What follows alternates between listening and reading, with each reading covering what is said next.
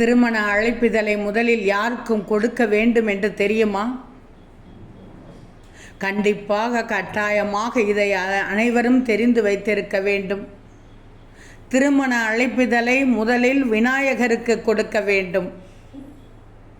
அவரின் அருளால் தம்பதியினருக்கு வாழ்க்கை எந்த ஒரு தடங்கல் இல்லாமலும் மகிழ்ச்சியாக அமையும். விஷ்ணுவும் லட்சுமியும் திருமணத்திற்கு அழைக்க வேண்டும். இவர்களின் ஆசீர்வாதத்தால் தம்பதியினர் மனம் மகிழ்ச்சியோடும் செல்வ செழிப்போடும் வாழ்வார்கள். அடுத்து அனுமன் தைரியத்தையும் பக்தியையும் அருளக்கூடியவர். அதனால் அவரை திருமணத்திற்கு அழைக்க வேண்டும். கண்டிப்பாக கட்டாயமாக குலதெய்வத்திற்கு திருமண அழைப்பிதழை வைக்க வேண்டும். முன்னோர்களுக்கு அழைப்பிதழை வைக்க வேண்டும். ஒரு அரச மரத்தின் கீழ் அழைப்பிதழை வைப்பதன் மூலம் முன்னோர்களை நிச்சயமாக வணங்கலாம்.